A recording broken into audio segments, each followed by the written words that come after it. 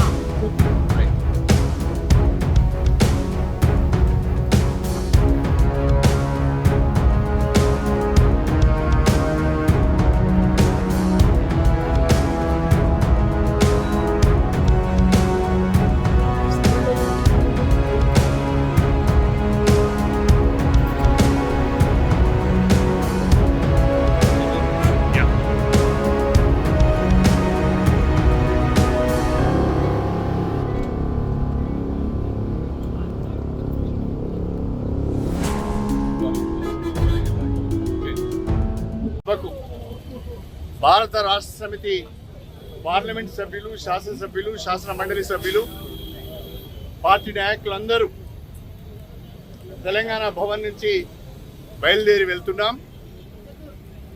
Krishna river management board పరిధిలోకి కృష్ణా నది పైన ఉన్న ప్రాజెక్టులన్నీ కనుక వెళ్ళిపోతే తెలంగాణ ఎడారిగా మారే ప్రమాదం ఉన్నది. మంచినీటికి, సాగునీటికి, విద్యుత్ అవసరాలకు, విద్యుత్ ఉత్పత్తికి కూడా బోర్డు నడుపుకోవాల్సిన పరిస్థితి వస్తుంది. చిన్న చిన్న అవసరాలకు కూడా బోర్డును సంప్రదించి వాళ్ళ దయతో, వాళ్ళ అనుమతితో నీటిని తీసుకోవాల్సిన పరిస్థితి వస్తుంది. తద్వారా తెలంగాణ ఎడారిగా మారే ప్రమాదం ఉన్నది అని చెప్పి దాదాపు ఒక 10 రోజుల క్రితమే భారత రాష్ట్ర సమితి నిర్ణయం తీసుకొని కేసీఆర్ గారు నల్గొండలో బహిరంగ సభను ఏర్పాటు చేస్తే భయపడిపోయిన కాంగ్రెస్ ప్రభుత్వం నిన్న శాసనసభలో కృష్ణా రివర్ మేనేజ్మెంట్ బోర్డు మీద చర్చను పెట్టి ఏకగ్రీవ తీర్మానాన్ని ప్రవేశపెట్టి బహిరంగ సభను అడ్డుకోవటానికి ఇవాళ మేడిగడ్డకు కూడా యాత్రను ఏర్పాటు చేస్తున్నారు.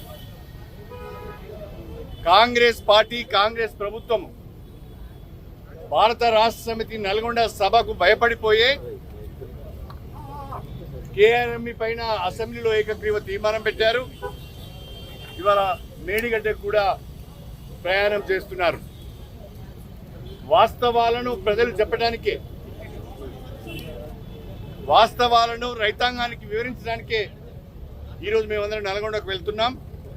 గడిచిన 10 సంవత్సరాలుగా తెలంగాణ రాష్ట్రం ఏర్పడిన తర్వాత ఏపీ రీఆర్గనైజేషన్ యాక్ట్లోనే కేఆర్ఎంబి, జిఆర్ఎంబీలు ఉన్న గత 10 సంవత్సరాలుగా తెలంగాణ ప్రాజెక్టులను కేఆర్ఎంబికి, జిఆర్ఎంబికి ఇవ్వకుండా అడ్డుకున్నాము.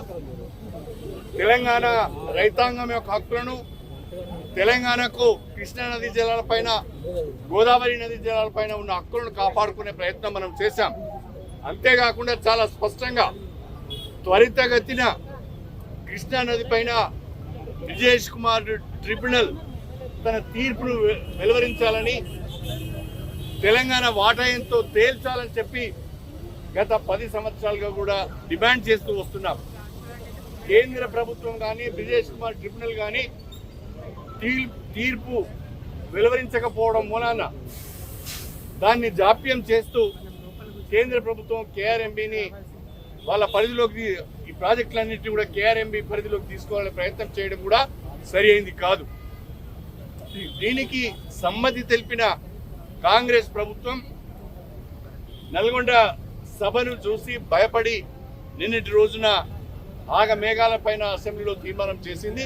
అయినా ప్రజలకు వాస్తవాలు చెప్పాలనే ఉద్దేశంతోనే ఇవాళ బ్రహ్మాండమైన సభను నల్గొండలో ఏర్పాటు చేసినాం. కేసీఆర్ గారితో పాటుగా భారత రాష్ట్ర సమితి ప్రజాప్రతినిధులు శ్రేణులందరూ కూడా నల్గొండకు తరలి వస్తున్నాయి. రైతులందరూ కూడా తరలి వస్తున్నారు. వాస్తవాలను ప్రజలకు వివరించి చెప్పి నదీ జలాలపైన తెలంగాణ హక్కులను కాపాడుకోవటానికి కేఆర్ఎంబీకి జీఆర్ఎంబీకి తెలంగాణ ప్రాజెక్టులను అప్పగించవద్దని త్వరితగతిన ట్రిబ్యునల్ తీర్పులు ఇవ్వాలనే డిమాండ్తోని జల ఉద్యమం